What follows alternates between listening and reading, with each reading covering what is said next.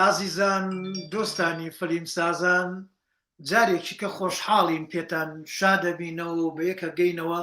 لە تەوەرێکی کە ئەم تەوەرەیان سینەما لە دیاسپۆرا با بڵێن سینەما لە تاراوگا کە دیاسپۆرا ناوە جیهانیەکەیەتی ئەلبەتە دەستەواژە جیهانیەکەیەتی اینجا بۆیە کوردیەکەی خۆمان ئەکاتە تاراوگە و ئێمە هەمومان ئاگادارین ئەدەبی تاراوگەمانەیە و هەتاکو با بڵێن شعری تاراوگەمانەیە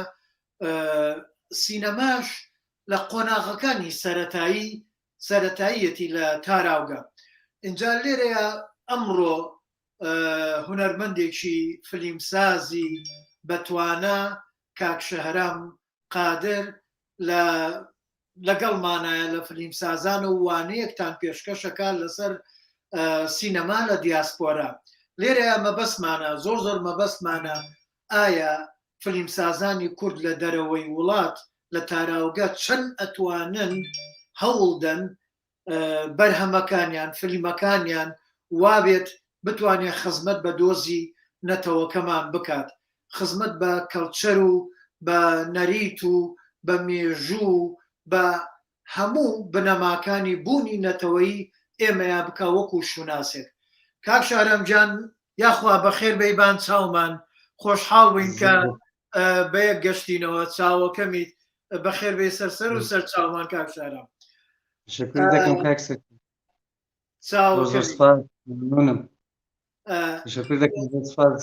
بۆ ئێوە لە خزمەتین ئێمە لە خزمەتین کاک شارەمجان دیاسپۆرا وەکو وشەکە وەکو دەستەواژەکە ئەتوانیت داسێکیمان بۆ بکەیت چۆن سەری هەڵداوە چۆوە هاتووە و مێژووی ئەمە چۆن هاتۆتە ناو ئەدەب و پاشان چۆن هاتۆتە ناو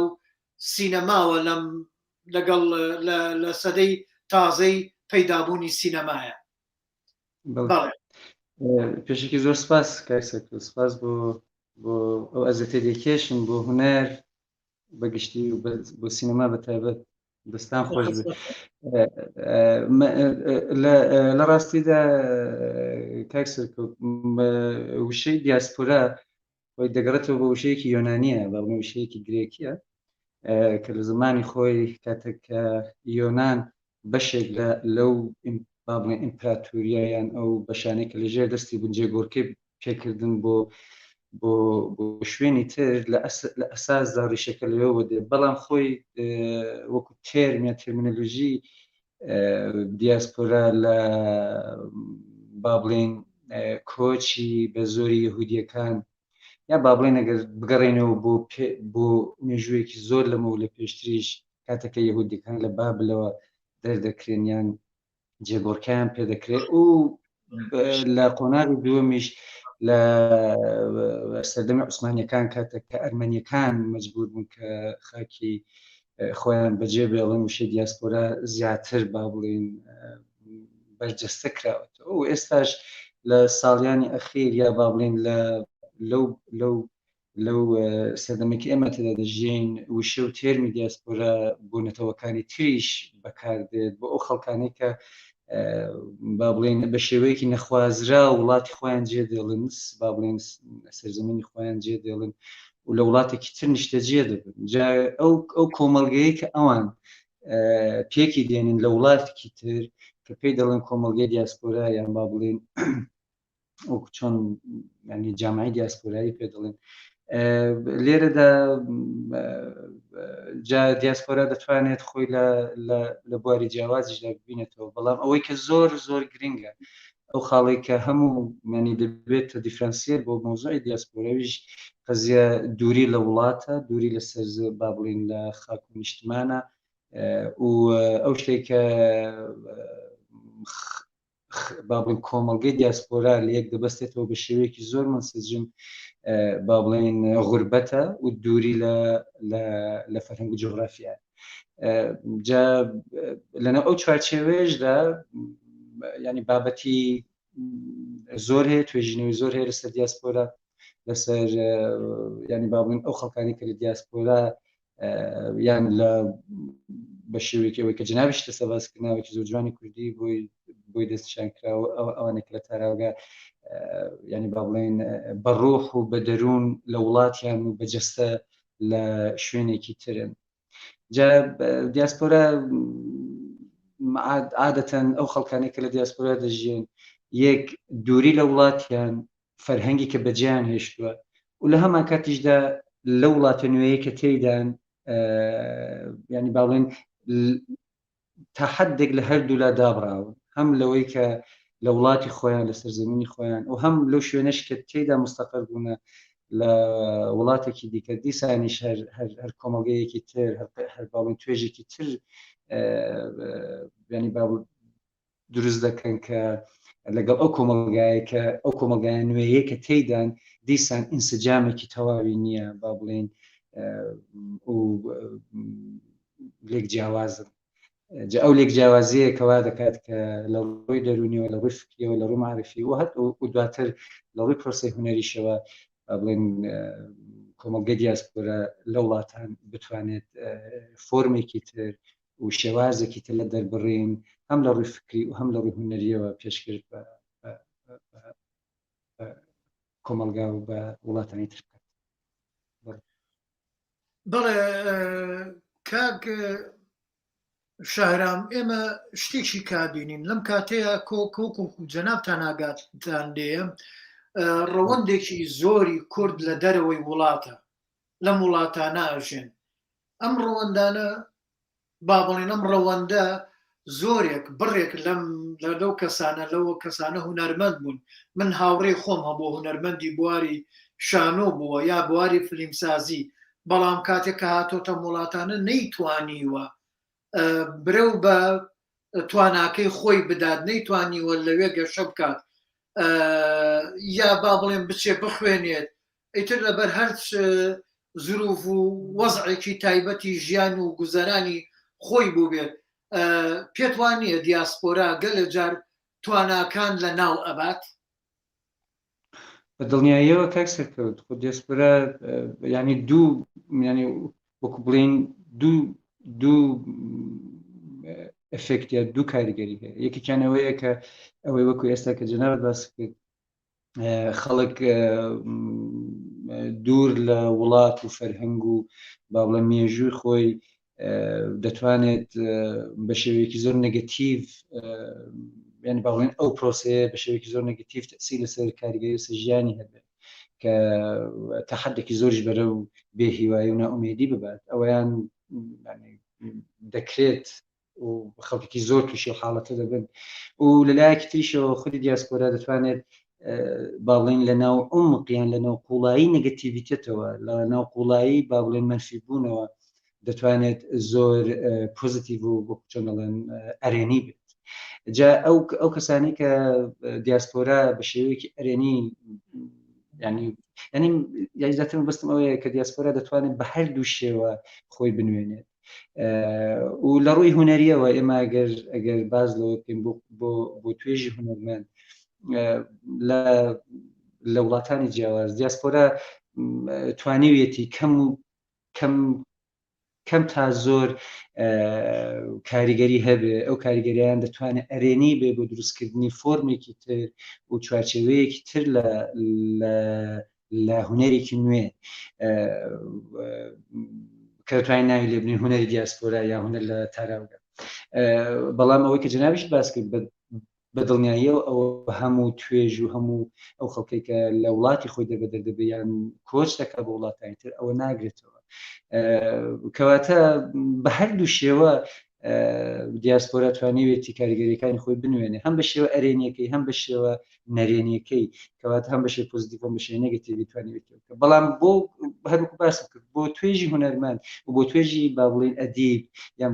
بۆ توێژێک کە پرۆسەی زیاتر سەرۆکار یان پەیوەندی هەیە لەگەڵ پرۆسەیەکی فکری معرفی دیاسپۆرا توانیوێتی کە چوونەوە ناوخۆ یان ئەوەی کە پێی دەڵێن باڵێن قوڵ بوونەوە لە پرۆسەی زهنی تاک زیاتر بکات و لە هەمان کاتیشدا هەر ئەو قوڵ بوونەوە و هەم ئەو با بڵێن چوونەوە ناو خۆیە وای کردووە کە فۆرم هەروکو باسمان کرد فۆرمێکی تر لە هوەر لەدایک ببێ ئەوەی کە پێڵم هوەر لە دیاسپۆرا ئەوەی کە پێڵم هوەری دیاسپۆرای و سینەماش بەتەکید بەشێکەوە کە دەتوانێت ببێت بە لەدایک ینی با بڵین لە غوربەت یان لە دیاسپۆرادا دەتوانێت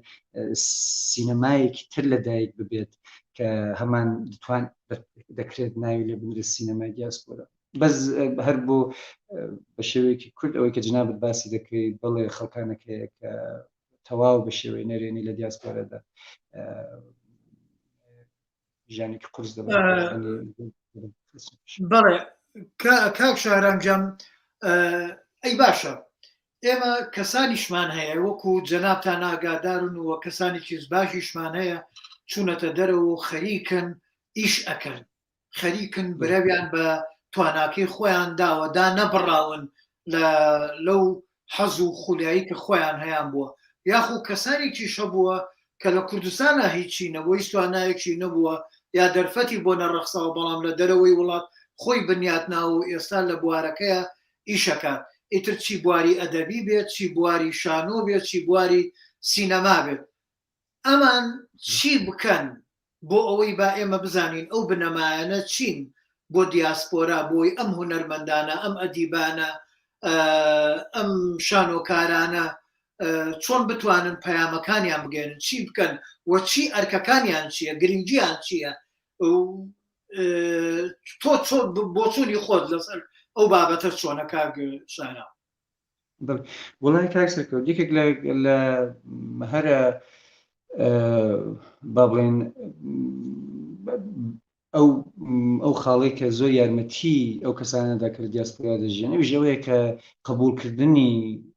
ئاوارەیە قبولکردنی غوربەتە قبولکردنی ئەوەی کە پێ دەڵێن خەلە ئێمە ینی تۆ کاتێککە لە فەرهەنگ و لە وڵات و لە مێژوو لە خەڵک و لە هەتا لە ئاو هەوا و جغرافیای خۆت نەمای کەواتە دەبێت قبولی ئەوە بکەیت کە تۆ لە جغرافیایەکی تر و لە بابڵێن فەزایەکی تر و لە کەشێکی تردا دەبێت دیسان بەردەوام بێەوە ئەو بەردەوام بوونە دەتوانێت لە زۆر بابەتە خۆی بنوێنێت کاکسەرکەوت یەکێنەوەیە کە ئێمە جارێ وەکو کورد ئێمە مێژوویەکی دوور درێژمان هەیە لە غوربەت و لە خەلای دەرونی و لە ئاوارەی کەواتە ئەگەر بە تایبەت باسی توێژی هونەرمەند و توێژی ڕۆشنبیر و ئەدیبی کورد بکەین لە دەرەوەی کوردستانیان ئەوانەی کە لە تاراوگە دەژیان جارێ وەکو ئەوەی کە پێشتر باسمان کرد قبولکردنی وەزعەکە زۆر گرنگە و دوای ئەوەی تۆ ئینسان تا حدێک دەتوانێت وای تەسەور بکە ینی بەخۆی بقبولێنێ کە جارێکی تر لە شوێنێکی تر لە دایک دەبێتەوە بەڵام ئەو لە دایک بوونە با بڵێن بە هیچ شێوەیەک ڕیشە و ڕێگی لە وڵاتی ئەسلی خۆت لە وڵاتی سەرکی خۆت دانابڕێ کەواتە لە دایک بوونەوەیە کە جیاواز لە لەدایک بوونەوەیەکی سروشتی یعنی ئەو لەدایک بوونەوەیەکی زهنیە دەرونیە فکریە و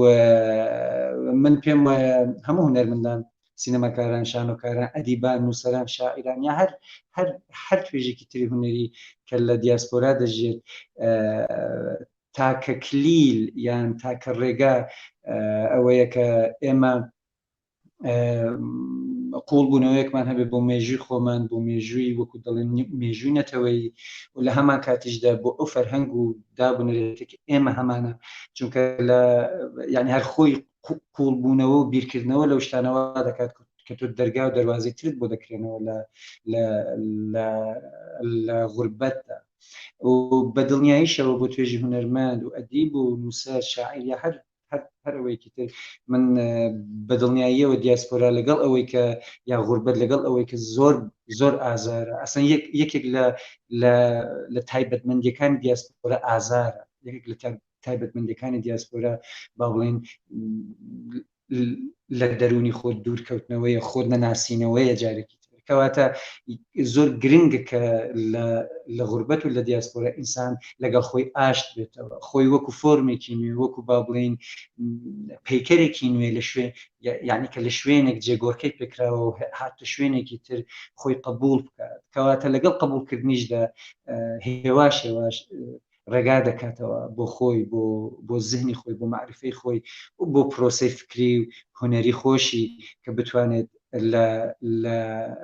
لە غوربەتدا دیسان کاریگەری هەبێت و بە دڵنیاییشەوە کاریگەری دەبێت، بە دڵنیاییەوە کاریگەری دەبێت. بەسەر وەکو باسمان کرد زۆر گرنگە کە ئێمە بگەڕێنەوە ناو دەرونی خۆمان لە غوربەت و دەروونە کە پڕە لە ئازار، پڕە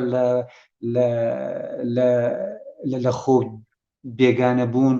و محاولە بکەین لەو شێواویەدا فۆرمێکی نوێ دروست بکەینەوە لە دیاسپۆراکە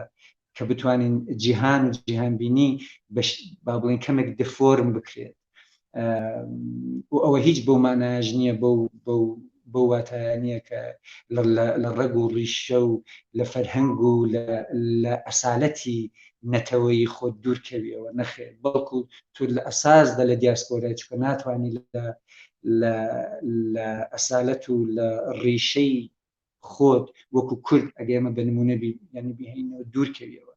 کەواتە وەکو خۆت، وەکو تاک، وەکو ئەوەی کە پێدەڵێن ئیندیڤید و لە شوێنێکی نوێ لە فەرهەنگێکی لەگەڵ ینی فەرهەنگێکی نوێ لەگە خەڵکێکی نوێ ئێمە بتوانین زەهنیەت و معرفە بە شێوەیەک با بڵێن ستروکتوریا چوارچێوەی یعنی پێ بدەین کە ببین بە دوو ڕنگ، نەک دوو ڕنگ لە مۆرالدا، بەس دوو ڕنگ لە ڕەنگێک کە متعلقە پەیوەندی هەیە بە خاک و سەرزەمین و بە وڵاتی خۆت و ڕەنگێکی نوێ کە بە خۆتەوە گرتووە چکە مەجبوری ئەویش ئەوەیە کە مانەوەیە لە غوربەت و ئازارەکانی غوربەت قبول بکەیت و ئەو ئازارە ببێت بە دیفرانسیل و ببێت بە سەرچاوە بۆ دروستکردنی کاری هوەری، بۆیە شانۆکاران، سینەماکاران و ئەدیبان بە تەکید دەتوانن لە دیاسپۆرا کاریگەریان هەبێت ئەگەر بێت و بۆ شێوەیە معاملە لەگەڵ قەزێکە بکەن. کاک شەهرام، ئێمە وەکو لە مێژووە ئاگامان لێ و من بە تایبەت کە ئێستا لە ئەمریکام و بێجگە لەوەش لە ئەوروپاش ڕەوەندی جوولەکە توانیان کاریگەریەکی زۆر پتەویان لەسەر ڕەوتی یان تەوژمی سیاسی دنیا هەبێت. اینجا نەک با بڵێن هەر تەوژمی سیاسی، بەڵکو کاریگەری گەورەیان لەسەر سینەما هەیە، لەسەر ئەدەب هەیە، لەسەر هەموو بوارەکان هەیە، تەنانەت کاریگەریان گەشتە ئەوەی کە چوونە ناو پیشەسازی وڵاتانیشەوە، یعنی لە زۆربەی داهێنانەکانی بواری پیشەسازیە لە دنیای سەرمایەداریە ڕۆڵێکی گەورەیان بینی و ئەم ڕۆڵە گەورەیەشان وای کرد پێگەوپایەکی پتەویان لە کۆنگرێس و پەرلەمانەکانی هەموو دنیاە هەبێت لە زۆر لە وڵاتان. ئەمە بە چی دروست کرا؟ ئەمە با بڵین بە لۆبیەک دروست کرا. ئەڵبەتە لۆبی با بڵین کۆمەڵەیەک ڕێکخراوێک با بڵین وەکو ئەو کۆمەڵەیەم جیاوازە لە عینەکانی تر، زیاتر ئیش لەسەر شوناسی نەتەوەکان لە هەموو بوارەکانە، ئیتر دەرگاکانی بە هەموو ڕۆکانە کراوەتەوە. جوولەکە ئەم ئیشەیان کرد وە توانیشیان بەوە پێگەی خۆیان لە هەموو وڵاتەکانە پتەوکەن، تەنانەت بەهۆی سەرمایەکانیانەوە لە ڕووی داهێنانی بواری پیشەسازی و لە بواری سەرمایەداریە وا کاریگەریان دروست کرد لەسەر ئابووری وڵاتەکان و ئەو وڵاتانە نەیان نەتوانی پشتیان تێبکەن. گەشتە ئەوەی کەسانی بەرزیان گەشتە ئەوەی کە چوونە ناو پەرلەمان و کۆنگرێس و کایە سەرەکیەکانی ئەو وڵاتانی کە بڕیار بەدەسن. ئەمە وای کرد ئەو بنەمایە با بڵین ئەو پێگەیان بۆ خۆیان دروست کرد و واشی کردووە خۆشیان بە دنیا ناسانوە. هەر لە ناو فلیمەکان، فلیمەکەی فیلم ساز دەرهێنەری گەورە ستیڤن سپیلبەرگ کە سێرەکەی ئیشی لەسەر ئەو کارە کردووە و بێجگە لەو کەسانی تریش ئیشان لەسەر ئەو کارە کردووە، لەسەر ئەوەی ئەوان کردووە. ئیتر ئەگەر بە ناڕاستە و خۆی بێ و بە هەر چۆنێک بێت ئیشێکیان بۆ کردووە کە توانیویانە وجودی خۆیان، بوونی خۆیان بەسەر بە هەموو دنیا بگەێنن. ئەی ئێمەی کورد وەکو ڕەوەندی کوردی کە لە تاراوگەیە ئەژین، لە دیاسپۆرا لە تاراوگەیە ئەژین، بۆ نەتوانین ئەو لۆبیە دروستکەین. ئایا ئەو لۆبیە بە ئێمەی فلیمسازان و هونەرمەندان و ئەدیبان ئەکرێت یاخو بە سیاسیەکانمان؟ بەڵێ ئەمە پرسیارەکەم ئەلێرەوەیە. کاک سەرکردەوەی کە جەناب لەسەر باس کرد ینی با بڵێن ئەگە بگەڕێنەوە سەر پرۆسەی دیاسپۆرا و تەسیراتی سینەما، ئێستا جەنابتان مثالێکی باشتان لەدا قزیە ستیڤن سپیلبەرگ یان قزیەی ڕۆمان پۆڵنسکی، ئەوانە یان هەیە ینی با بڵێن سینەماکار و فیلمسازی تریشەنە کە دیاسپۆرا بە شێوەیەکی مێژووی با بڵێن توانێتی کاریگەری یەکجار ئەرێنی هەبێت لەسەر کارەکانیان و بتوانن لە ڕێگای سینەماوە ئازارەکانی یەهودیەکانیان یان با بڵین ئەو ئازارە ئەو کارەساتێک کە بەسەر یەهودیەکان داهات لە ڕێگای سینەماوە زۆر بە شێوەیەکی منسەجم و زۆر بە شێوەیەکی دیاریکرا و کاریگەر بتوان بڵاوی بکەنەوە. بە تاکید کاک سەرکردەوەی کە جەناب ئێستا باسی دەکەی، ینی با بڵین لۆبی یان لە ئەگەر ئێمە بە دیاریکرایی باز لە دیاسپۆرا بکەین، لۆبی ڕەوەندی کوردیان هەر نەتەوەیەکی تر بە دیاریکراوی ناتوانێت بەس توێژی سیاسی بێت یان توێژێک بکە زۆر ئایدۆلۆژیست نه، بەڵکو لۆبیەک دەتوانێت کاریگەر بێت، لۆبیەک دەتوانێت ینی باڵم بە شێوەیەکی زۆر دیاریکرا و کاریگەری هەبێ بەسەر پرۆسەی نەتەوەییدا. ئەویش ئەو لۆبیەیە کە لە دەرەوە یان لە دیاسپۆرا پێک دێ لە توێژی جیاواز، لە بیرکردنەوەی جیاواز و لە ئەفکاری جیاواز و لێرەدا بە دڵنیاییەوە توێژی هونەرمەندان و ئەدیبان کاریگەریکی یەکجارێک زۆریان دەبێت بەسەر بە لۆبیکردنی پرۆسێ یانی بە لۆبیکردنی با بڵێن پرسێکی نەتەوەیی. بۆیە بەڕای من احتمال کەسانی تریشە بە هەروە بیر بکەنەوە، کورد لە دەرەوە من زیاتر لە ڕوانگەی خۆمەوە ئەگەر بم باز لەو بابەتێ بکەم، کورد احتمالی هەیە شتەکان کەمێک تێکەڵ ببن، ئەویش دەکرێت هۆکاری خۆی هەبێت. بۆ نمونە ینی با بڵین چۆنێکە تا ئێستا توێژی هونەرمەند یا توێژی ئەدیب و شاعران نانتوانیوە لە پرۆسەی بەلۆبیکردنی پرسی کورد لە دەرەوە زۆر کاریگەر بن. جا من نازانم، هیوادارم کە بۆ چوونەکەم وا بکرد ئایا و هیوادارم کە کاریگەر ببن تا ئێستا، بەڵام ئێمە هەر لە ڕووی سینەماییشەوە سیر بکەین کەمتر چالاکی هەبووە، سینەماکاران کەمتر لە دەرەوە با بڵێن بەشداری پرۆسەی با بڵێن بەلۆبیکردنی ینی پرۆسەی کورد اون بە شێوەیەکی نەتەوەیی بوونە. بە احتمال بە تەکید خەڵکانێک لێرە و لەوێ چالاکیان واندووە و زۆری باش بوو، بەس ئایا بەڵام ئایا بە شێوەیەکی زۆر چۆن دەڵێن سیستەماتیک ئەو شتە کراوە؟ ئایا سیاسیەکان تەسیریان بەسەر و قەزیەدا هەبووە؟ ئێمە بەداخەوە لە کورد وەکو نەتەوە پرۆسی سیاسی و با بڵێن کاردانەوە سیاسەکان زۆر ڕنگدانەوەیان هەیە بەسەر تاکەکاندا. خۆی سیاست بەشێکە لە پرۆسەیە کە هەتا هونەرمەندانیش ناتوان خۆی لێ پارێزن. ینی سیاست پرۆسەی ژیانە، مەکانیزمی ژیان، ینی ڕاستەوخۆ تەسیری بەسەر ژیانی ڕۆژانەی خەڵکدا هەیە، بۆیەشە کاریگەرە، بۆیەش زیاتر بەرچاوە. بەڵام ئایا هونەرمەندان توانیویانە لە وەکو دەڵێن لە پەنا سیاست یان پەرەلێ لەگەڵ سیاست پرسەنەتەوەیەکان بوروژێنن و لە هەمان کاتیشدا وەکو جنابت باسی کرد ئایا قەزیەی کورد یان قەزەی نەتەوەیی بەلۆبی کراوە لە هونەرمەندان و ئەدیبانەوە یان بە سیاسەکانن کە تێیدا سەهیمن؟ جا ئەگەر بە سیاسەکان بن کە تێیدا سەهیم بن وەکو خەڵکانێک کە زۆر بە ئایدۆلۆژیەکی زۆر دیاریکراودا دێنێنەوە مۆزوع، بە تاکید احتمال هەیە ئەو ئینعکاسیان ئەو ڕنگدانەوەی نەبێت کە پێویست بێت. بەڵام زۆر گرنگە کە توێژی تری هونەرمەند، توێژی تری ئەدیب و نووسەر لە بەلۆبیکردنی پرسی نەتەوەیی بەشدار بن و بۆ هیوایە کە سیاسەکانیش ڕێگا بە ئەم توێژانە بدەن کە داخلی بە لۆبیکردنی قزی کوردمە لە دەرەوەیەوە. کاک شارە من هاوڕام لەگەڵەوەی بەڕێستان یەکێک لە گرفتەکانمان ئەوەی کە هەیە ئێمێسە کە باسی لۆبیمان کرد با بڵین زەمینە سازیە لەلایەن دەسەڵاتە سیاسیەکەی ئێمەوە. ئێستا ئێمە لە بەشەکانی تری کوردستان پارچەکانی تری کوردستان با بڵین دەسەڵات نییە هێشتا لە قۆناغێکی بەرگری و شۆڕشان، بەڵام لە باشوور لە قۆناغی ئەوەیان کە با بڵێن خۆ دامەزرێنن هەرچەنێ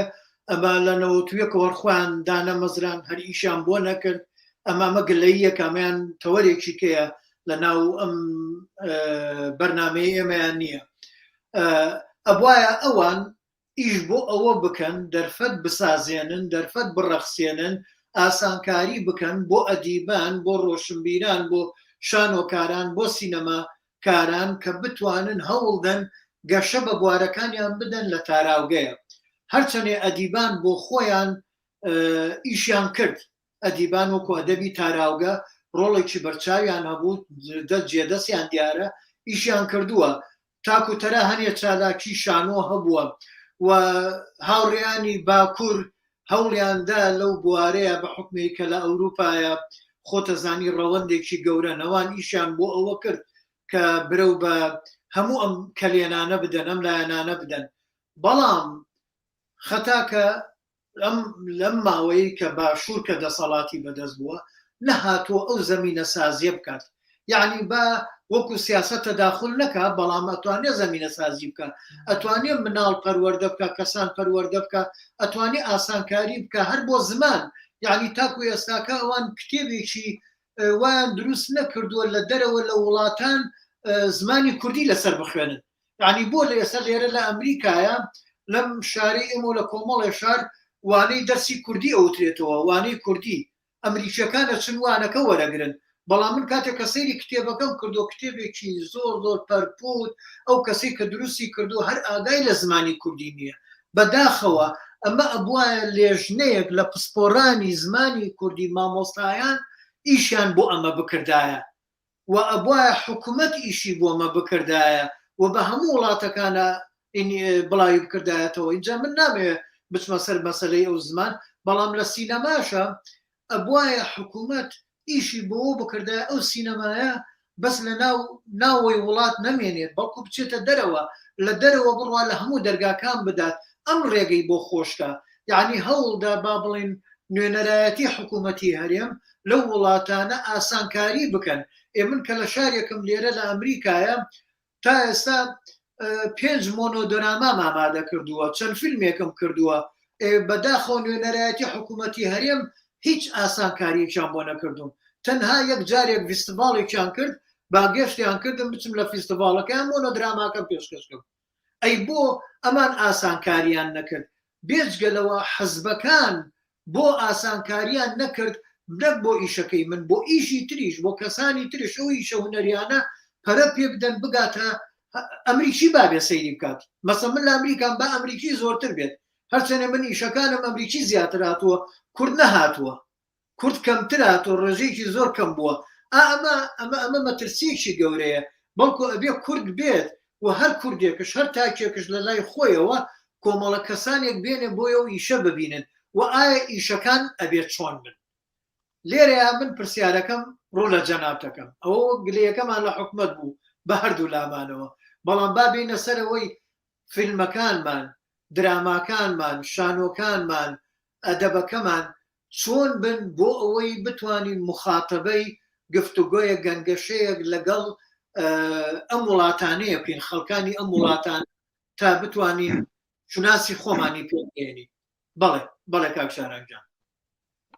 وڵا کاکسەکە گەم پرسیارەکە زۆر وەکو دەڵێن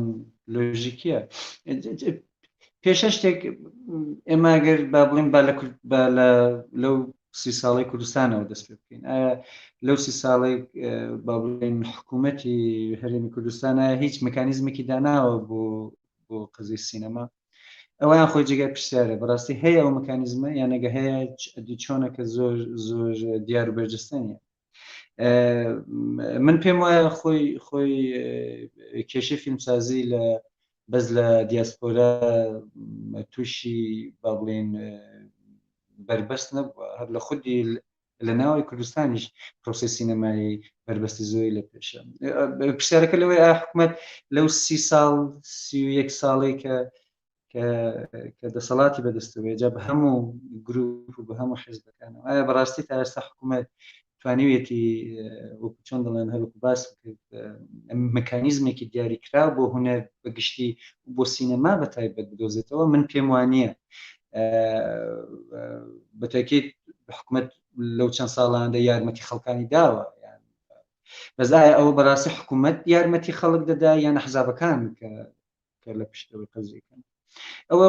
خۆی دوو بابەتی زۆر لێک جیاوازە. بۆیە حکوومەت پێویستە ئۆرگانێکی هەبێت، پێویستە وەکو چۆن دەڵێن مرکزێکی دیاریکراوی هەبێت ئەوەی کە پشتیوانی لە پرۆسی هونەر وەکو گوتم بەگشتی و بە سینەما بە تایبەتی بکات. ئەوەی کە پێشتر ئەنجام درراوە من لێرن لە کوردستان نەبوومە بەڕاستی بەداخەوە، بەڵام ئەوەی کە بیستومە کە زمانێک با بڵێن یارمەتی زۆری فیلمسازان درراوە ئەویان بە شێوەی مەکانیزم نەبووە، بەڵکو دەتوانم بڵم بە شێوەی پشتیوانی حزبێک لە کەسێک یان کەسێک لە فیلمسازێک کە ئەوانیش دەستیان خۆش بێ ئەگەر واش بێت هەر باشە بۆی کە فیلمساز بتوانێت کارەکانی خۆیان انجام بدات. بەڵام ئایا دەستخۆشیەکە بۆ پرۆسەیەکی تۆکمەی مۆسەجیمی حکومی کە دوای 30 ساڵ ئۆرگانێکی دروست کردێت کە لە ئۆرگانەدا بتوانێت بە شێوەیەکی زۆر لۆژیکی پرۆسی سینەمایی لە کوردستاندا بەڕێوەبەرێت ئەنجام درراوە؟ بەلای منەوە ئەوە پرسیارێک ئەنجام درراوە یا ئەنجام نەدراوە؟ وڵامەکەش بەلای منەوە دەتوانم بڵێم کە بەداخەوە کەم و کوڕی زۆر تێدا. ئەوەی تریان دەمێنێتەوە ئایا لە دەرەوەی کوردستان ئایا با بڵێن لە تاراوگا حکوومەت چەند توانێتی یارمەتی قەزێکە بدە؟ وڵای کاکسەر کەوت لە ڕاستیدا بە پێی تەجروبەی خۆم هیچ وەکو چۆن دەڵێن چالاکیێکی حکوومەتم نەبینیوە یان هیچ حزبێکم نەبینیوە لە بەتایبەت لە سکاندیناڤیا و لە ئەڵمانیا من نەبینیوە کە با بڵێن پرۆسەیەکە بێ سیستەمێکە بێت کە حکوومەت تێیدا وا بکات کە خەڵکانی لە دەرەوەی کوردستان خەڵکانی تاراوگا خۆیانی تێدا ببینەوە و بەشداری یان پەرە بەتوانەوە بەهرە هونەریەکانیان بدەن وەکو بەشێک لە سەرمایەی کورد لە دەرەوەی وڵات. ئەوەش تا ئێستا نەبینراوە بەداخەوە. هەرەوەی کە مسالەکە جنابیشتان خۆتان ئێستا باستان کرد کە لە ئەمریکا بە شێوێک چێت پێش بە هەمان شێوەش لە وڵاتانی تریش ئەو حاڵەتە هەبوو. بۆیە پێشە شتێک پرۆسەی هونەری و فەرهەنگی و بەتایبەت لە بواری سینەماییدا زۆر گرنگە کە حکوومەت لاینێکی دیاریکراوی خۆی هەبێ وەکو با بڵێن یعنی خاوەن بڕیاری خۆی بێ لە دروستکردنی ئۆرگانی تایبەت بە سینەما. ئێمە بازە سینەما دەکەین بابەتەکەمە سینەما دەنا با بڵێن ئۆرگانەکانی تریش بابەتەکانی تریش پێویست حکوومەت تێیدا دەسەڵات یان بە هەم یان چۆن دەڵێن خۆی هەبێت، نەک ئەوەی کە لە با بڵێن لە شوێنی تریان لە جیهاتی تر بتوان دەستکاری بڕیارەکانی حکوومەتکان یان ئەوەی کە ببووری یانەوە کە هەتا ئێستا حکوومەت نەیتوانی بێ هیچ ئۆرگانێک پێک بێن ئەوەی کە ئەنجامیش درابێ بەس با بڵێن بە پەرت و بڵاوی بووە. بۆیە بە هیوای ئەوەی بە هیوادارم کە ڕۆژگارێک بێت کە حکوومەتی هەرێمی کوردستان کە ئێستا نوێنەر بمانەوێ و نەمانەوێ ئومێدێکە بۆ هەر چوار پارچەی کوردستان و بۆ هەموو خەڵکانی کورد نەتەوەی کورد و تایبەت بۆ کەسانی لە تاراگەش دەژین بتوانێت لەوەی ئێستا کە هەیە زیاتر خەمخۆری پرۆسی فەرهەنگی بێت و سینەماش لەناو پرۆسەیەکی فەرهەنگیدا زیاتر ینی با بڵین گرنگی پێ بدرێت و لە خەڵکانی لە دیاسپۆراش بتوانن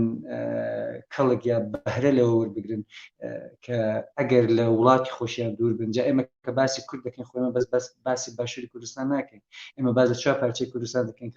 کە لە تاراوگە و لە دیاسپۆرا دەژین. بەڵام حکوومەتی هەرێمی کوردستان دەتوانێت بێتە بە نقطەیەک بە چەند بە دیفرەنسیەلێکی ئومێد و ئارزوو ئومێد و هیوا لە ناخی خەڵکانی تاراوگە دروست بکاتەوە و بەتابەت لە ناو توێژی هونەرمەند و لە ناوانیشدا سینەماکاراندا چونکە بە دڵنیاییەوە لە دەرەوە شانۆکار و سینەماکار کورد بە هەر چوار بەشێکەوە یەکجار زۆر و دەتوانن کاریگەری یەکجار زیاتریان هەبێت لەوەی ئێستا ئەگەر بێت و حکوومەت مەکانیزمێکی دیاریکراوی هەبێت بۆ ئەوەی کە بتوانێت خەڵکانی دیاسپۆرا کۆبکاتەوە و با بڵێن ئەگەر لە ڕووسیا سیشەوە بە لۆبیکردنی ئەو توانە و بەهرانە بێت بەڵام بتوانن لە ڕووی فەرهەنگی هونەریەوە بەلامکەمەوە ئەو ملیۆنها کورد کە لە غوربەت و لە تاراگە دەژێت بتوانن نوێنەرایەتی بواری فەرهەنگی و هونەری کوردی بکەن. کاک شارەمجان ئێمە هەمومان یعنی تا ڕادەیەکی زۆر هەمومان گلەیەکەمان لە حکوومەتە لە حکوومەتەکەی باشوور لە حەزب و لایەنەکانی تری بەشەکانی تر ناکەین مەزلەینەکەی باشوور زیاترەکرێ و داواکەشمان زیاتر ڕوو لەوانە بەداخەوە ئەوان ئەبوایە بیان کردایە بەڵام نەیان کرد و ئەو پارەیشی کە خەرجیان کرد بۆ فلیم سازانە وەکو بەڕێستان فەرمووتان بە ڕێکچی نەبووە یعنی لەلایەن حەزبەوە بووە حەزبیشە بێت ئەو کەسە ببێ بە تووتی ئەو بە بەغای ئەو بۆ ئەو بخوێنێت اینجا پارەکەی بۆ خەرجەکە و فیلمەکەش ئەبێ لە خزمەتی ئەو حەزبەیە بێت ئەمە شتێکی خراپە بەڵکو ئەبوایە حکوومەتی کوردی وەکو جوولەکە مەسەلەن وەکو مەغریب وەکو مەراکۆ با بڵێن مەغریب ئەوان ئیش لەسەر چی ئەکەنە وڵاتانە یعنی وڵاتانی تریشەیە بە نمونە ئەگەر ئێمە باسی بکەین بەس من نامێ بچینە سەرەوە ئەیتوانی ڕێکخراوێک دروست کات بێجگە لە با بڵێن بەشی فلیم وەزارەتی ڕۆشنبیری و یا بەشی فلیمسازی ڕێکخراوێک دروستکە پەیوەندیەک لە نێوان دەرەوە و ناوەوە چونکە سینەما پیشەسازیە یعنی سینەما ئەگەر هات و گەشتە وڵاتان لە وڵاتانە فیلمەکان پەخشکران یان کۆنێکتێک دروستکرا پەیوەندیەک دروستکرا لەگەڵ ئەو پرۆدیوسەرانە ئەو کەمپانیانەی کە فلیم بەرهەمەێنن بێنە کوردستانەوە لە کوردستان ئەتوانم بڵێم وەکو لە ڕووی جوگرافیەوە بۆ زۆر جێگەی وڵاتانی دنیا دیمەنی شیاوی تیا دروستە بێت بۆ زۆر وڵاتان و ئاسانی شەو بایەخ بە کەرتی گەشت و گوزاری شەدرا لە ڕێی سینەماشەوە و ئەو فلیمانەش بێنە ناوە کۆمپانیەکانش بێنە ناوە ئەمە ئەبوو بە با بڵێن هۆکارێکی گەورەی پیشەسازی سینەما بۆ کورد لەگەڵ ئەوەشە پیشەسازی سینەمای کوردیش گەشەی ئەکرد یعنی ئەبوایە دەستگایەکە بێ بایەخ بەوە بدات ئەم پەیوەندیە دروستکات ئێستا من و تۆ وازانین تۆ نازام لە دانی مارکی وابزانم وەنیە کاکچارە لە سوید تۆ سێرەکەی سوید خۆی سیستەمێکی هەیە یارمەتی ئەو ڕەوەندە ئەدات کە لە وڵاتەکەی خۆی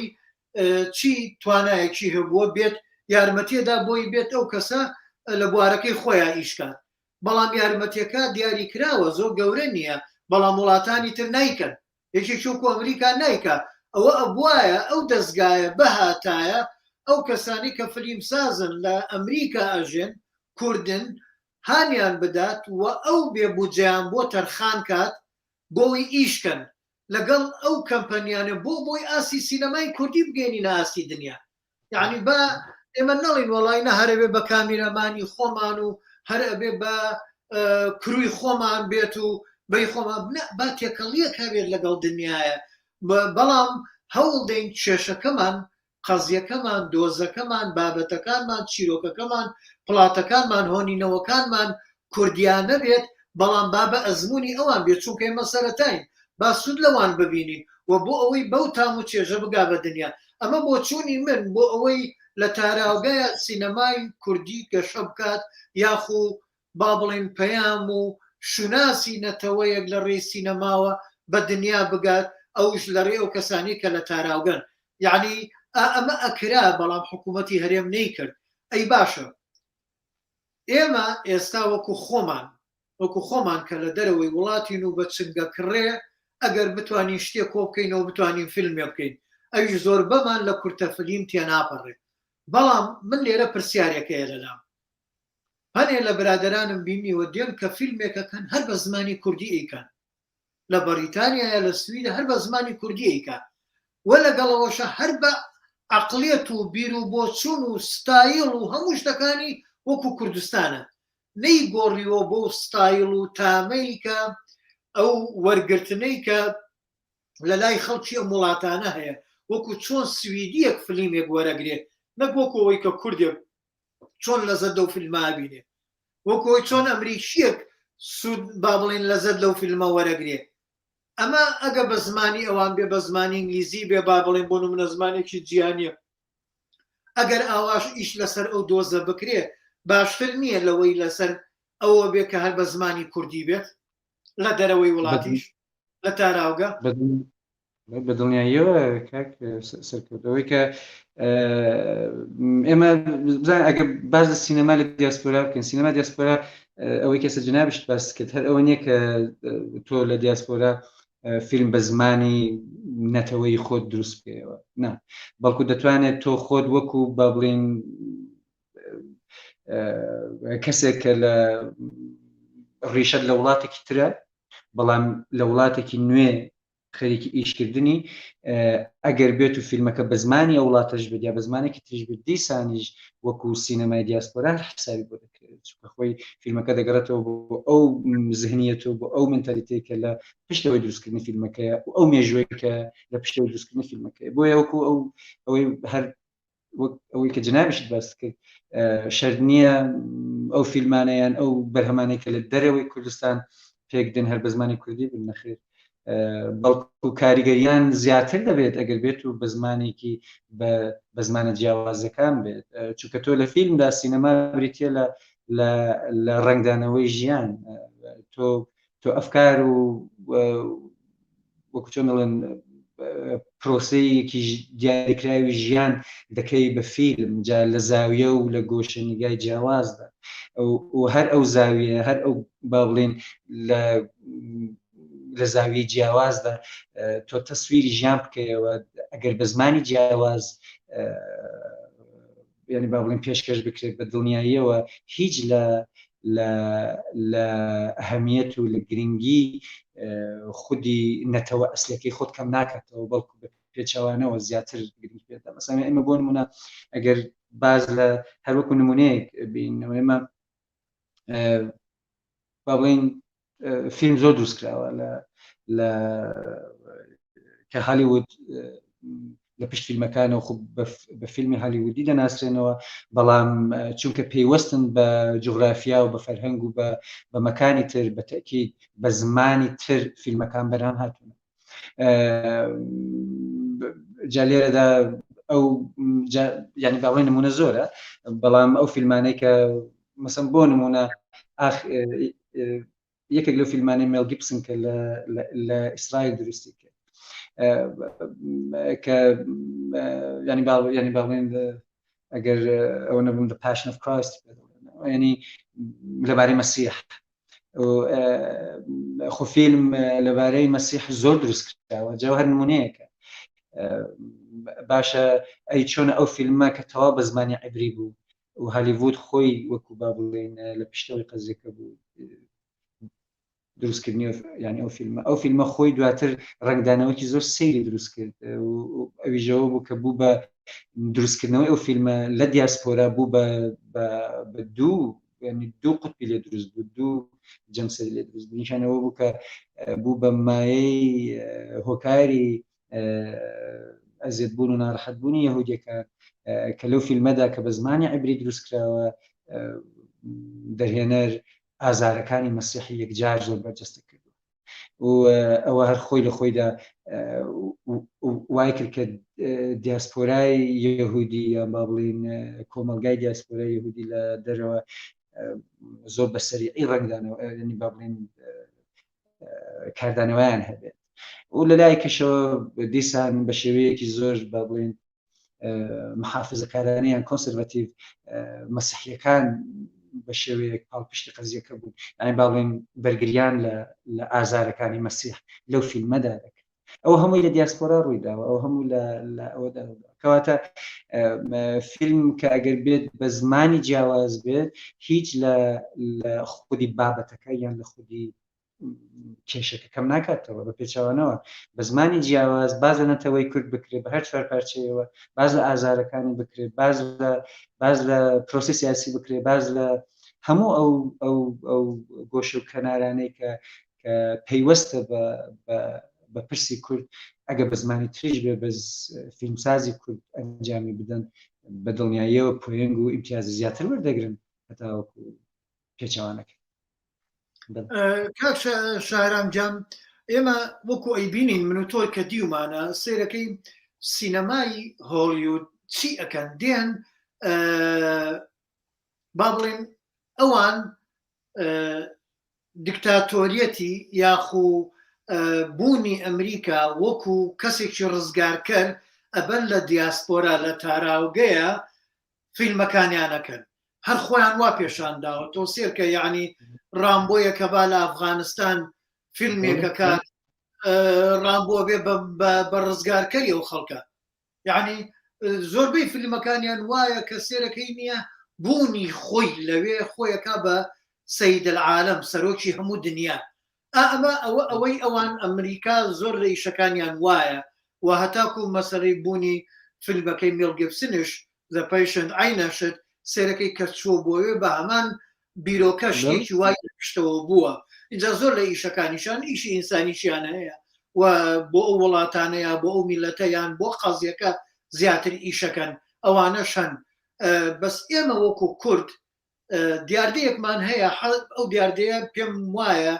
هەوڵدەین دوورکەوینەوە لەوە هەرچیمان دێ لە دەرەوە کە فیلمێکە کات باز لە فیلمەکەم باز لە شانۆیشتەکان ناکەم دێن یەکسەر باس لە ئەوە ئەکەین وەکو ڕەوەندێکی کوردی کاتوینەتە ئەم وڵاتانە و زمان نازانین و ئەیتر لە بژێوی ژیان و لە گرفتەکان و لەو شتانەیە مشکی گرفتەکانمان دەست نیشانەکەین ئەی بۆ نین ئێمە با بە زمانێکی با بڵێن داشکاو شکاوی ئەو وڵاتە پەیامەکەی خۆمان بگەێنین پەیامەکەمان با لەو نقطەیەوە بێت لە نەخۆشیەکمانەوە بێت نەخۆشیەکەوە بڕۆین بۆ دەواازەیە بکەینەوە بۆ شتە گەورەکانمان بڵین بە ناڕاستەو خۆ بۆ وڵاتانەی بڵین ینی پەیامەکەمان وا بگەێنین بۆ هەربین خۆمان بشکانەوە پێشان بین بۆ هەر بین ئێمە ببینە پاشکۆ لە فیلمەکانیانە ئەمە یعنی مەبەستەکەم ئەلێرە ئەوەیە ئایا بەمە ئێمە ئەتوانین ئێمە پەیاممان بگەینین کە ببینە پاشکۆ یاخو وەکو شتێک لە تەنیشتەوە لە فیلمێکا دەرەکەوین و هەر پێی شکور بین و بڵین زۆر باشە بۆ نمونە من لەم دوایانە فیلمەکەی The Irishman هاوڕێ فیلم سازمان کاک بەهمەنم بینی لەوێ یعنی ڕۆڵێکی بچووکی هەبوو ئەو ڕۆڵە بچووکە من و تۆ ئەزانیم لە سینەمایەکی وا گەورەیە لە کەمپەنیەکی وا گەورەیە ئەو ڕۆڵە بچووکە بۆ کاک بەهمەن زۆر زۆرە بۆ کوردێک زۆر زۆرە چونکە نادرێت دەست ناکەوێت بەڵام مەبەستەکەی من لێرەوە ئەمەیە کاک بەهمەن ئەوەی بینی ئەو فرسەتێکە بۆ خۆی بۆ منیش عینەشت ڕێکەوتووە هەرویستومە بەس بەشدار بم بەڵام ئێمە بۆ نەین لەو پاشکۆیە دەرچین هەوڵدەین ئێمە خۆمان بابەت بنووسین سکرین پلەیەکەمان سکرین پلەیەکەمان سیناریۆکەمان چیرۆکەکانمان ڕۆمانەکانمان وەرگێڕەکانمان بە هەمومان گەلە کۆمەیە بکەین بە زمانی ئەم وڵاتانە و هەوڵدین بە کۆمپانیەکان بفرۆشرێ و ببێ بە فیلم و ئێمە سەرەکی بین لە بابەتەکە یا و دۆزی خۆمان شوناسی خۆمان بە دنیا بگەێنی لێرەیە پێم خۆشە بۆ چۆنی تۆش لەسەر شتە کاک شارەمجان وڵا کاک سەرکەوتگەنەوەی کە جناب ڕاستەکە زۆر ڕاستە ئەوەی کە بزان ئێمە ئەگەر بە شێوە ئەگەرمانێ لەو ڕێک بە دیاریکراوی ئەو بابەتە باسکەنجارێ ئێمە مەسەن باوای دابنین ینی ئەو کوردانەی کە لە دیاسپۆرا دەژیان جا ئێمە ئەگەر بە شێوە دیاریکراوەکەی چکە ئەوە زۆر تەسیری هەیە بەسەر و پرسیاری جەنابیشتدا بە شێوە دیاریکراوەکەی بە تەکید ئێمە ئێستا هەر چوار پارچەی کوردستان سێ پارچەکەی تریان لەژێر زەختێکی زۆری با بڵێن سیستەمی سیاسی تردانە غێری کورد جا کەواتە دیاسپۆرا بە شێوە نەخوازراوەکەی بە دڵنیاییەوە لەلایەن کوردانی هاونیشتیمانیانی سێپارچەکەی دیکە زۆر بەرجەستەترە لە دەرەوەی وڵات بەتاکید لە باشووریش خەڵکانێک هەیە کە دیاسپۆرا نشینی واقعین ئەوانە کە بە نەخوازراوی لەوێ ماونەتەوە. جا لێرەدا یەک شت هەیە لەوەی کە جنابەت باسی دەکەی لە قەزەی سینەما ئێمە بە هەروەکو جاران چەند جای تریش لەوەی ئینسان باسێکی لێوەکراوە سینەما با لە پرۆسە فیزیکەکە بینە دەرێت دروستکردنی فیلمێک بە چه ئالێتێک یان بە چه مەکانیزمێکی تەکنیکی یانەوەی یان با لە سینەماش گەڕین وەکو با بڵین تابلۆیەک یان چەند دەڵێن بابەتێکی ناساندنی نەتەوە یان فکر یان خودی با بڵێن ئەنجامدەرانی پرۆسی سینەمایی با لەوەش بینە دەرێت بەڵام خۆ سینەما جگە لەوانە شتێکی تریشە سینەما کۆکەرەوەی هەموو با بڵێن ڕەهەندە فکریەکان کۆکەرەوەی هەموو ئەبعادەکانە کۆکەرەوەی یعنی با بڵێن ڕەنگدانەوە ئاوێنەیە کە خۆی ڕاستە و خۆ بۆ ژیان و بە واقعکردنی خەیاڵیشە و بە پێچەوانەشەوە بە خەیاڵکردنی واقعیشە سینەما کەواتە لێرەدا ئایا لە دیاسپۆرای ئایا لە دەرەوە خەڵکانی ئێمە چەند توانیویانە خۆیان بگونجێن لەگەڵ پرۆسی ئەو مەکانیزمێکە لە وڵاتانە هەیە بۆ ئەوەی پرۆسی سینەمایی لە دیاسپۆرادا پێش بێخن ئەویان پرسیارە بەحقیقەت سەرکوتیان چەند توانراوە چەند سەرکەوتوو بۆ ئەو حاڵەتە وەکەوەی کە جنابیش باس کرد تاک و تەرا لێرە لێ بەڵێ شت هەبوو کە ڕووبدا بەڵام ئایا ئەوەی کە تا ئێستا کراوە لە تاراگەیان لە دیاسپۆرا کافیە یعنی هیچ هەوڵدانی تری پێویست نییە من بەڕێی من هونەرمەندانی سینەماکار ئەگەر با بڵێم ئەگەر باز لە سینەما زۆر گرنگە کەم هەوڵ بدەن لە وڵاتانەی کە تێدا دەژین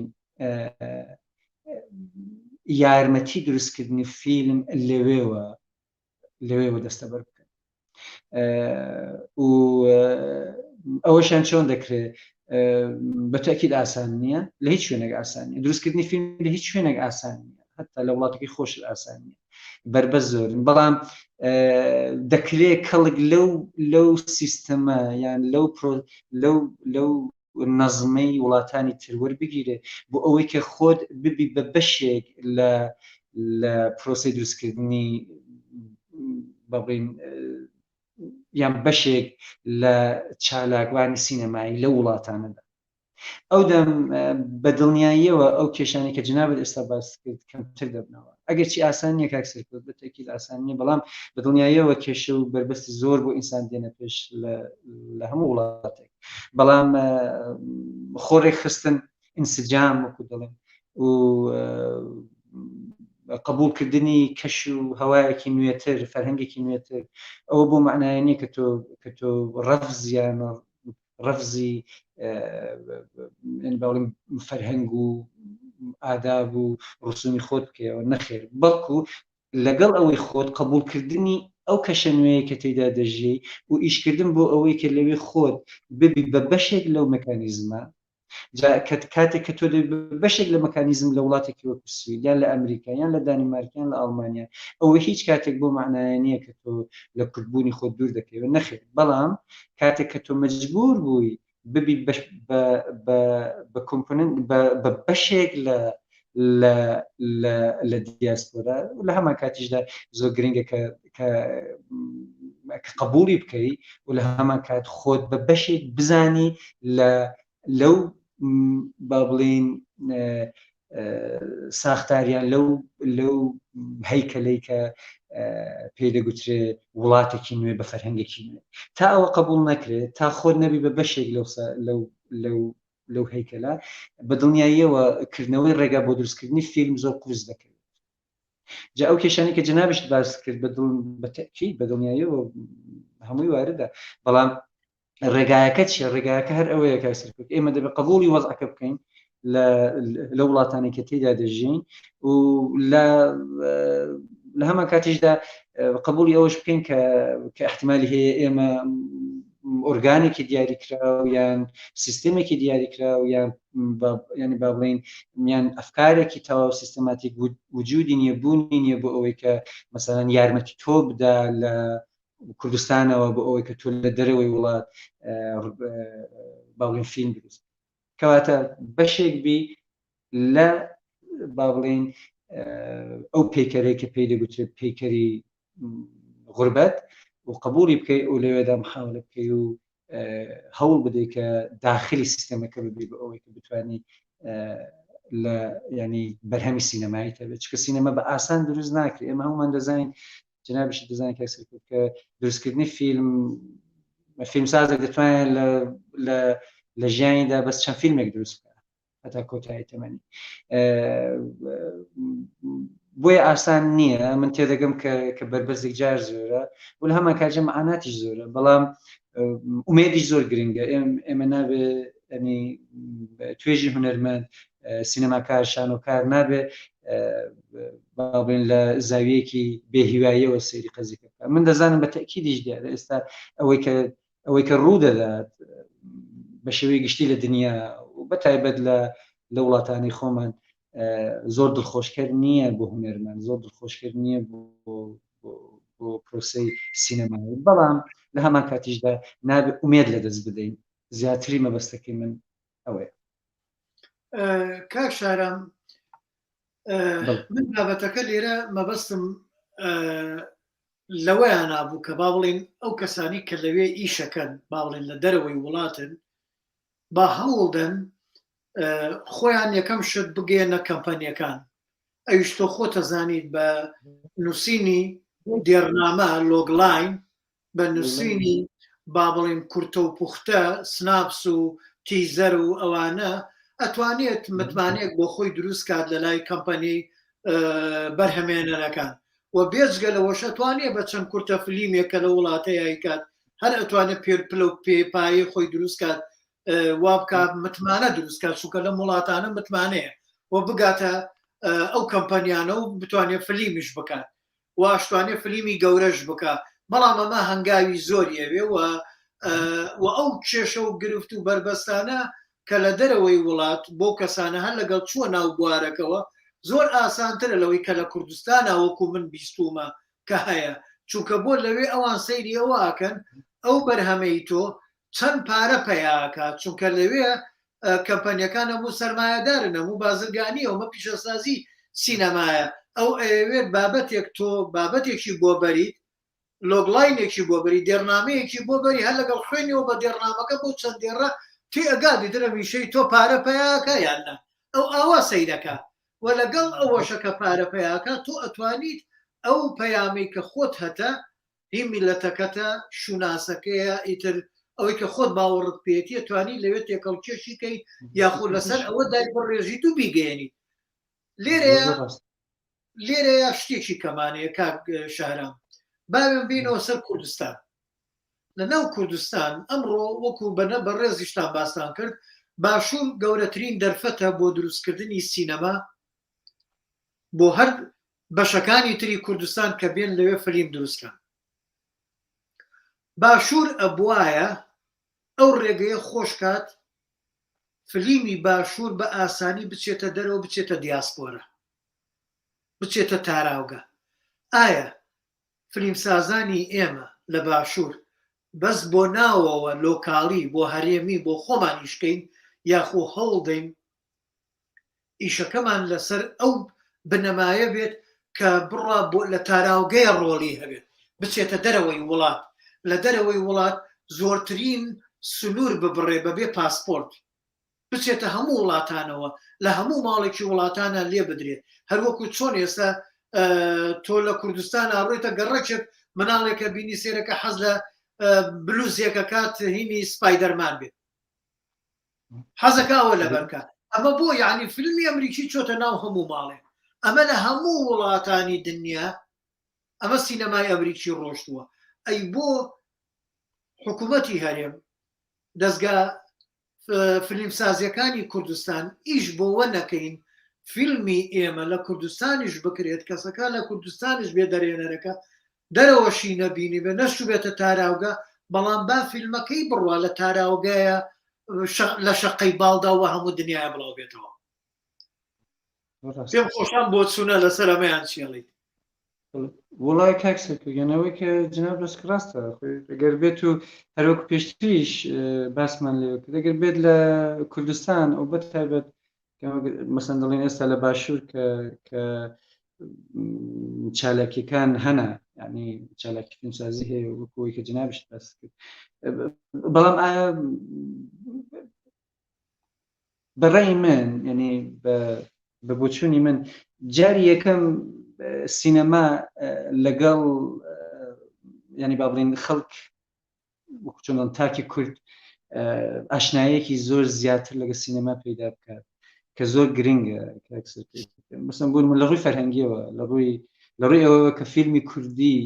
ببێت بە شتێکی با بڵێن ئاسایی کاتێککە دەچێت بۆ سینەما فیلمی کوردی ببینێت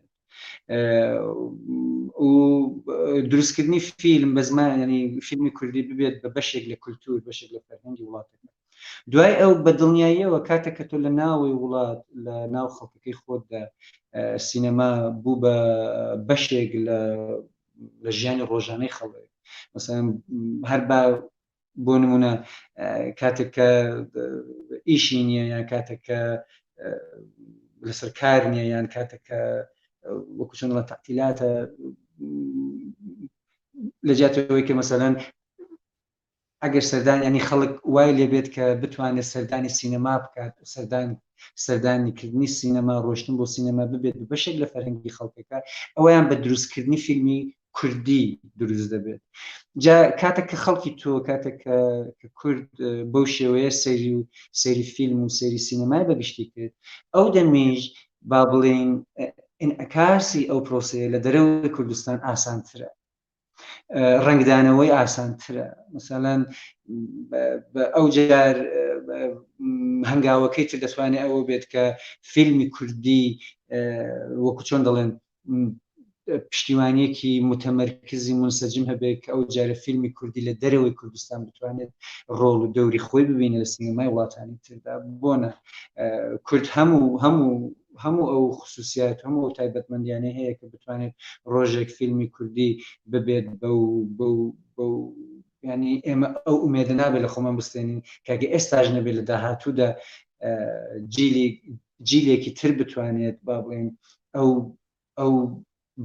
بابەتە لەگەڵ خۆی بەرەو پێش ببات ئەویش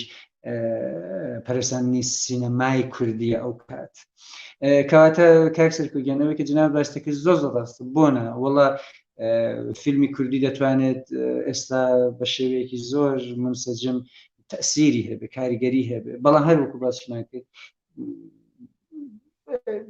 بەڕای من هەوڵی یەکەم ئەوە بێت کە تاکی کورد کۆمەلگای کوردی زیاتر بە سینەما و کاریگەریەکانی سینەما ئاشنا بێ و هەروەکو باسمان کە سینەما ببێت فیلم ببێت بە بەشێکی فەرهەنگی تاکی کورد کە پێویست بێ بۆی لە ژیانی ڕۆژانەدا وەکو خەڵکی وڵاتانی کەواتە کاتێک فەرهەنگێکی دەوڵەمەندت هەبوو لە بواری سینەماییەوە بە تەکید انتقال و گواستنەوەی فیلمی کوردی بۆ دەرەوەی وڵات باوەڕ ناکەم پرۆسەیەکی زۆر قورس بێت بەڵام کاتێک کە تۆ ژێرخانەکەت نەبێ بە تەکید هەر هەنگاوەکە بیهاوی دەبێ بیر لەوە بکەوە کە لە خوارەوە پایەکان زەعیفن پایەکان لاوازن و احتیمالی ڕوخانی هەیە بۆیە کاتێک پایە قەوی دەبێت کاتێک ژێرخان قەوی دەبێت ویژەوەیەکە بەهێز دەبێت ویژەوەیە کە سینەما لە کوردستان جاری یەکەم لە ناو خەڵکدا بەهێز ببێ خەڵکی خۆی کورد و فەرهەنگێکی تۆکمە بەهێز بێ دواتریش ئیش بە ئەوە بکرێت کە لە دەرەوەی کوردستان فیلمی کوردی وەکو نوێنەرایەتی سینەمای کوردی بکات بۆنە دەتوانێت ئەو کات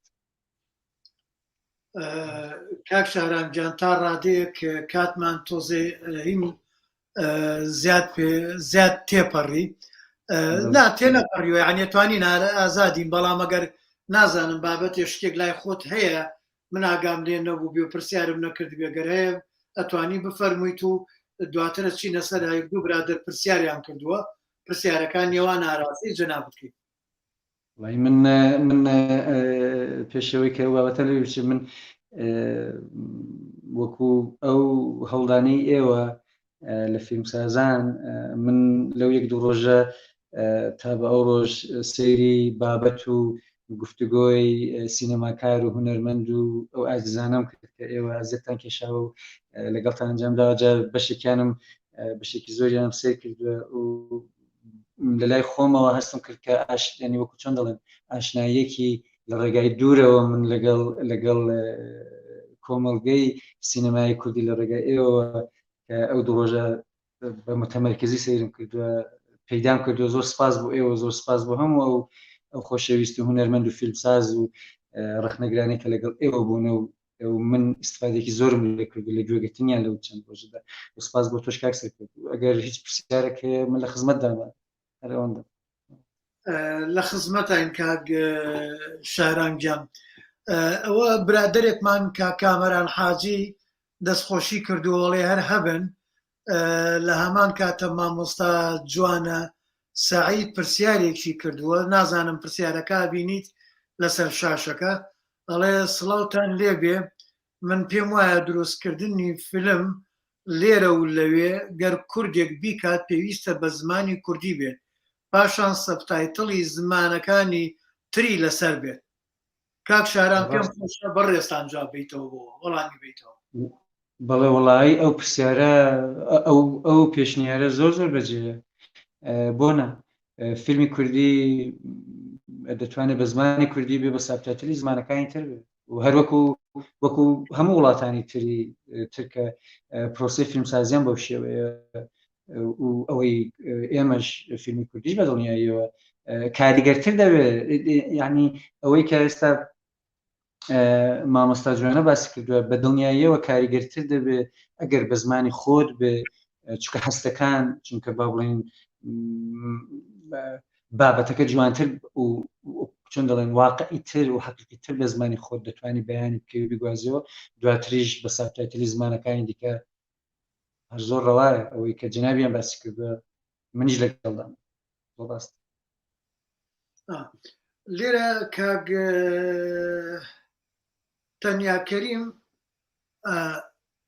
تەنیا کەریمی دەرێنەر پرسیارێکی هەیە، خۆی چەند پرسیارێکی کێ هەیە و سڵاوی شەلیەکە سڵاوی تایبەتشی بۆتانەیە. هەرچەند لێرە باسیەوە کە ئایا فۆرمێکی تایبەت هەیە بڵێن سینەمای کوردی هەیە؟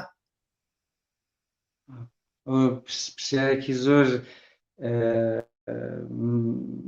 باشە. لە حەقەتدا کاک سەرکەوت ئەو هەروە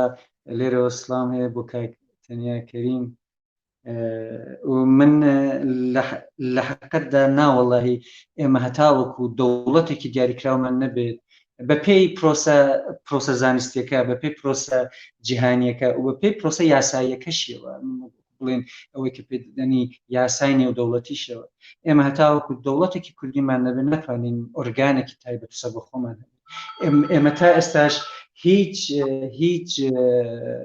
ئۆرگانێکی ئێمە بەداخەوە سەر بەخۆ نیە یان بەڕسمی نەناسراوە. ئێمە تا ئێستاش لە هەرێمی کوردستان ئەگەر ئێمە هەتا ئێستاش بەداخەوە بەشێکین لەو خەریتە و لەو نەخشەی کە نەخوازرا و تێکەوتونەوەکو عراق.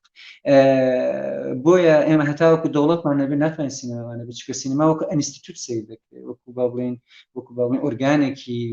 یەکێک لە ئۆرگانەکانی فەرهەنگی حکومیە. ئەگەر زۆر بە سادەیی باسیکەین بۆی ئێمە دەتوانین بڵێن فیلمی کوردیمان هەیە تا ئێستاش، بەڵام سینەمای کوردی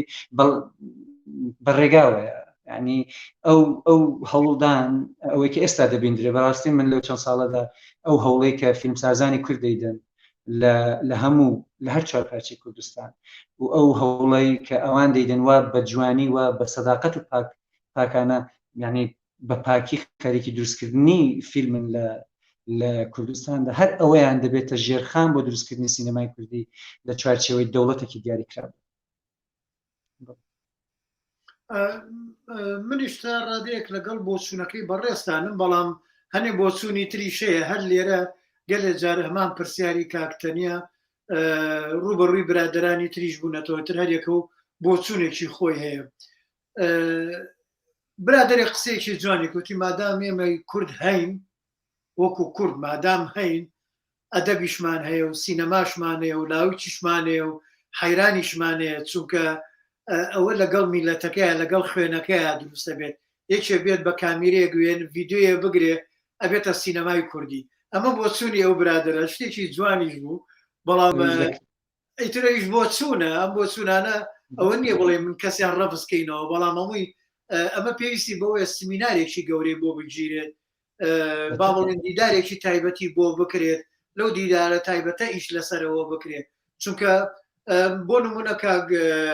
شارامگیان ئێمە ماوەیەک وەکو فیلم سازان خەریکی ئەوەین فیلمی زارێ هینی هەموو بەجی نەزاریان چۆن بیسەڵمێنین کامە فیلمێکی کوردیە، یعنی هەنێ برادر ئەڵێن فیلمی کوردی نیە، هەنێک ئەڵێن بەڵێ کوردیە. ئەیتر مەسەلەن بۆ نمونە من بۆ چوونی خۆمەیە من ئەڵێم مادام هەمووبەجی نزاریان لەو زەمانەیە لە 1926 سێ فیلمی بۆ کورد کردووە، فیلم بە 35 ملیم، وەرە نێگەتیڤ بکڕە و وەرە بیشۆرەوە و وەرە وێنەی بگرە و ئەو کرووە بەرە ئەو جێگەیە و وەرە ئیش لەسەر ئەوە بکە. آخر ئەو کاتە فیلم دروستکردن زۆر زۆر قورس بوو، زۆر شتێکی ئەستەم بووە. ئەم کەسە ئەگەر ئەو خۆشەویستی ئەوەنە گەورە نەبوو بێ بۆ کورد بۆ دێ سێ فیلم بۆ کورد دەکات، یعنی ئەمە ئەو خۆشەویستی وە ئەکا کە ئێمە بڵێن بەڵێ من لای خۆمەوە بڵێم ئەمە بۆ چوونی من بڵێم بەڵێ فیلمی زارێ یەکەم فیلمی کوردیە. یعنی بۆ نمونە کەسمان نەتوانین بڵێن ئارام تێگەیران هەردووچیان هەزار ڕەحمەت لە گۆڕیان پر نور بێ و ڕوحیان شاد بێ، ئەوان هەردووچیان ئەرمەنین. ئارام تێگیریان لە ١٩٠ گۆرانیەکانی بۆ کورد وتووە. ئارام ئەگەر کورد نییە بڵێن وڵا گۆرانەکانی کوردی نین ناکرێت. ئەوەی هەمووبەجی نەزاریانی شەروایە سێ فیلم یعنی زۆر زۆرە. ئەم کەسە هاتۆ سێ فیلمی بە زمان بۆ کورد کردووە، هەموو شتەکانی کوردیە، بەس ئەو کاتە دەنگ نەبووە بیخەنە سەری، لەوەیەگە دەنگش بخرایەتە سەری سیستەمی دەنگ تۆمارکردن لەسەر فیلمە بووە، لەوەیە بە کوردیش بیکردە لەوانەیە. بەڵام ئەمە بوونی نەڵێن ئەو فیلمە کوردیە. ئیجاوەرە تۆ هەمووبەجی نەزاریانت هەبێ، وەرە ئیڵماز گۆنایی تەبێ، آخر ئەمانە هەن، ئەمانە وجودە ئیڵماز گونایی هەموو ڕۆژێک فیلمێکی کردووە. ئەگەر تۆ بێت و سەیری فیلمەکانی بکەیت بە ڕێژەلێکی بدەیتەوە، یعنی هەموو ڕۆژێکی تەمەنی فیلمێ بووە، فیلمێکی کردووە. فیلمەکانیشی دانسقە بوونە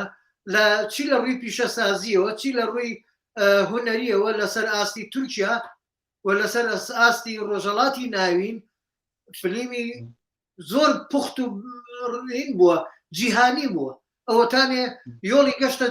گەشتە جیهان. یعنی بۆ نەتوانین بڵین ئەمە من بۆکو بۆ چوونی خۆمەڵە بۆ نەتوانین بڵین کورد بەڵێ فیلمی کوردی هەیە، بەڵام سینەما شتێکی کەیە، سینەما پیشەسازیە. سینەما زیاتر وەکو ئایدنتیتێتە کاک سەرکەوتگیان، وەکو پێناسەیە. مەسەڵەن ئەوەی کە جناب باسی دەکەی زۆر زۆر زۆر ڕاستە، ئەوەی کە جناب باسی دەکەی زۆر ڕاستە باسیوان دەکەی. بەڵام بۆ نمونە ئێستا بەداتەوە دنیا یعنی زروفەکەی وایە کە تۆ ئەگەر با بڵین وەکو دەوڵەتێکی دیاریکراو وجودت نەبێت لە گۆڕەپانەکەدا، ئەو بەرهەمانەی کە دروستیشی دەکەی بەداخەوە پێناسەکەی دەگەڕێتەوە بۆ ئێستا ئەگەر بڵێم دەوڵەتە داگیرکەرەکان.